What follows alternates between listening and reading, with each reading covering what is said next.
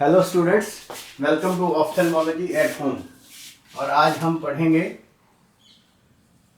Glaucoma.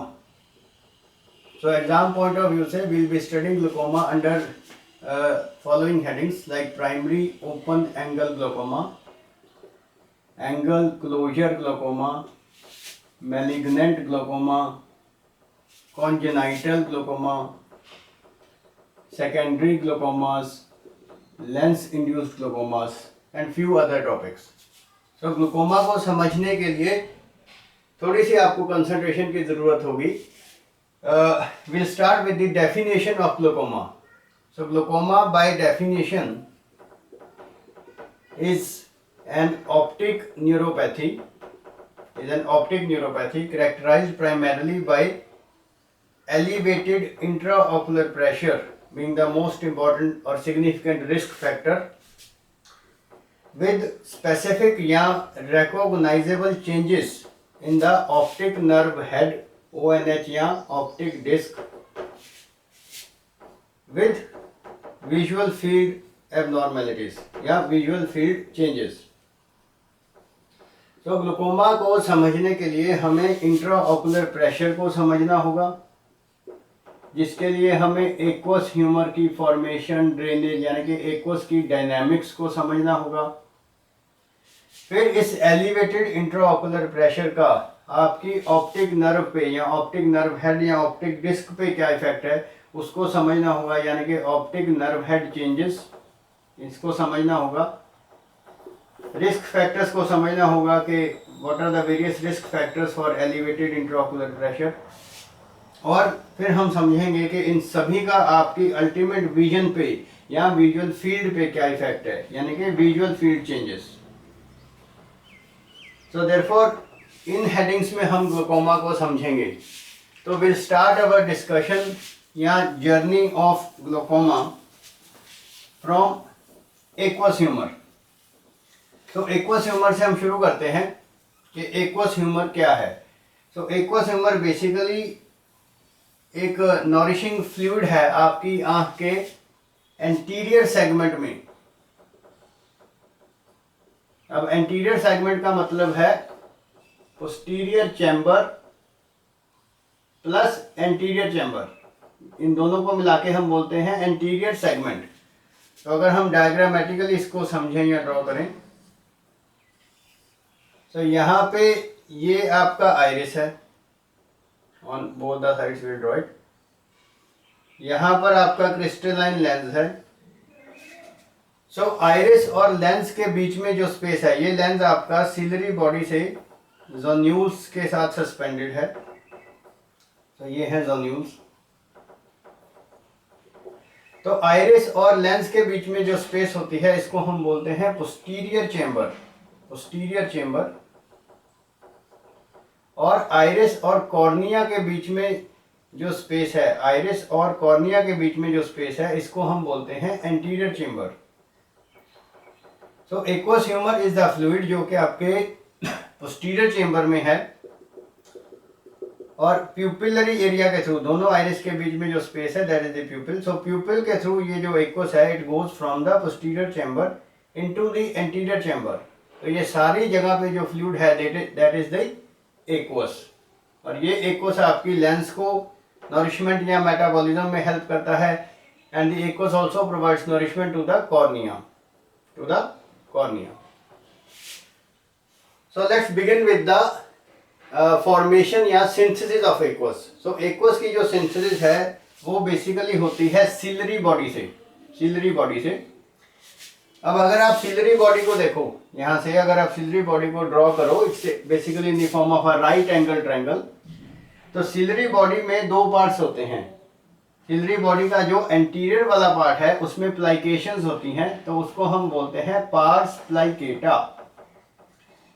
और जो posterior वाला पार्ट है सिलरी बॉडी का, पोस्टीरियर मतलब कोरोइड की तरफ, टुवर्ड्स द कोरोइड, जो पोस्टीरियर पार्ट है सिलरी बॉडी का, उसको हम बोलते हैं पार्स प्लेना, बिकॉज उसमें प्लाइकेशंस नहीं होती, पार्स प्लेना। इसके अलावा सिलरी बॉडी में स्मूथ मसल्स हैं या मसल्स हैं, ब्लड वेसल्स हैं, और ऑटोनॉमिक नर्वस सिस्टम की नर्व एंडिंग्स हैं। ऑटोनॉमिक नर्वस सिस्टम की यानी कि सिंपैथेटिक एंड पैरासिम्पैथेटिक की नर्व एंडिंग्स हैं। अब एक्वस की फॉर्मेशन में सिलरी बॉडी का पार्स प्लाइकेटा पार्ट इन्वॉल्व है। So aqueous is synthesised from the pars plicata part of the ciliary body, जिसमें हमारे पास आगे होती हैं सिलरी प्रोसेसेस, जिसमें हमारे पास होती हैं सिलरी प्रोसेसेस।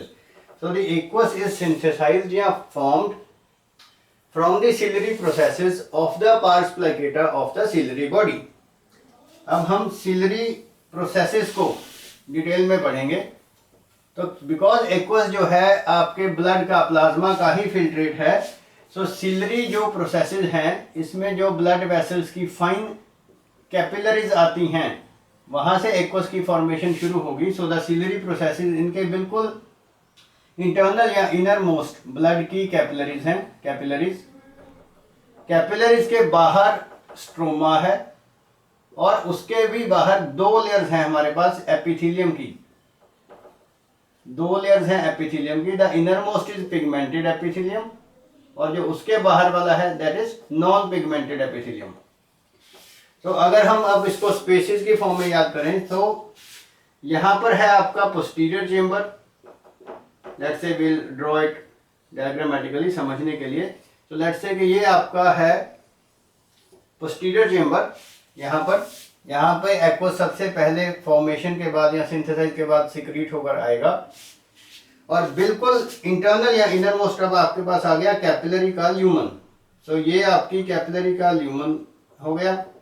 तो कैपिलरी की जो लाइनिंग है that is lined with endothelium. So ये कैपिलरी की सेल वॉल है, इसकी लाइनिंग है which is lined with endothelium. So the endothelial cells they are lining the capillary wall. ये इनकी सारी बेसमेंट मेम्ब्रेन है, this is the basement membrane. तो कैपिलरी के ल्यूमन में ब्लड या प्लाज्मा फ्लो कर रहा है और कैपिलरी की लाइनिंग में एंडोथेलियल सेल्स हैं, बेसमेंट मेम्ब्रेन है और उनके जो नॉर्मल कॉन्ट्रैक्टाइल सेल्स हैं दे आर द पेरिसाइट्स। अब ये कैपिलरी के साथ में सिलरी प्रोसेस का जो पार्ट है this part is the stroma. ये सारा है stroma, this is the stroma. और दो लेयर्स हैं हमारे पास एपिथेलियम की। जो इनर मोस्ट लेयर है एपिथेलियल सेल्स की, दीज सेल्स आर पिगमेंटेड, इनके पास मेलानिन होती है। So this is the melanin containing या पिगमेंटेड एपिथेलियम। और इनकी एपेक्स और यहाँ पर जो सेल्स हैं उनकी एपेक्स आपस में इंटरकनेक्टेड है। सो ये जो सेल्स हैं outer most they are non pigmented. ये सब सिर्फ आपको समझाने के लिए we are drawing it in this manner, obviously not a good diagram. तो ये हैं हमारे नॉन पिगमेंटेड सेल्स। और एक बात और याद रखेंगे कि ये जो नॉन पिगमेंटेड सेल्स हैं इनके बीच में टाइट जंक्शंस होती हैं। तो ये सारी जो है नॉन पिगमेंटेड सेल्स के बीच में टाइट जंक्शंस हैं और यही टाइट जंक्शंस जो हैं दे कॉन्स्टिट्यूट या they form the blood aqueous barrier. तो देयरफॉर एक्वस जो कि प्लाज्मा का ही फिल्ट्रेट है उसको ये सारी लाइनिंग्स को क्रॉस करके पोस्टीरियर चैम्बर की जो स्पेस है उसमें सिक्रीट होना है थ्रू द कैपिलरी वॉल यानी कि एंडोथेलियल सेल्स और basement membrane, through the stroma, through the pigmented epithelium, through the tight junctions of the non pigmented epithelial cells and ultimately aqueous जो है वो पोस्टीरियर चैम्बर में पहुंच जाएगा आफ्टर गेटिंग सिंथेसाइज्ड या secreted. So these are the anatomical structures जिसके through aqueous आपका synthesize या फॉर्म होकर पोस्टीरियर चैम्बर में जाएगा।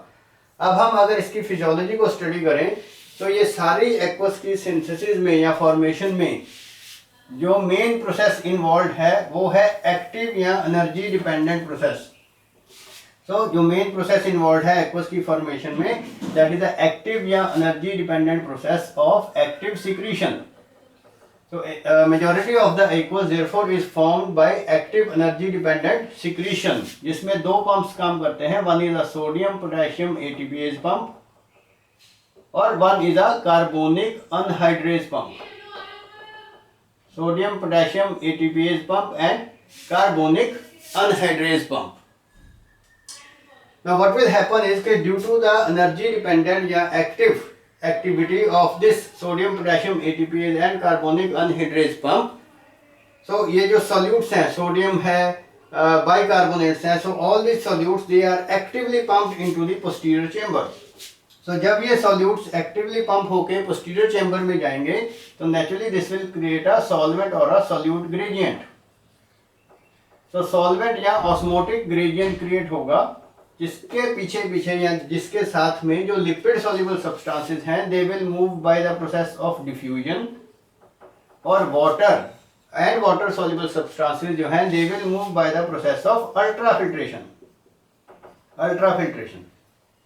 तो अगर हम वैसे देखें तो एक्वस की फॉर्मेशन या सिंथेसिस में 3 प्रोसेसेस इन्वॉल्व हैं, one is diffusion, one is ultrafiltration and one is secretion. But majority जो एक्वस की सिक्रीशन है या फॉर्मेशन है या सिंथेसिस है that is due to the active energy dependent secretion coupled with diffusion जिससे कि लिपिड सॉल्युबल सब्सटेंसेस मूव करेंगे, एंड अल्ट्राफिल्ट्रेशन जिससे कि वाटर सॉल्युबल सब्सटेंसेस मूव करेंगे। So this is how physiologically the aqueous is formed or synthesized from the plasma. And the remaining details about the aqueous humor composition, the rate of synthesis and the aqueous humor drainage we will be covering in our next part. Thank you.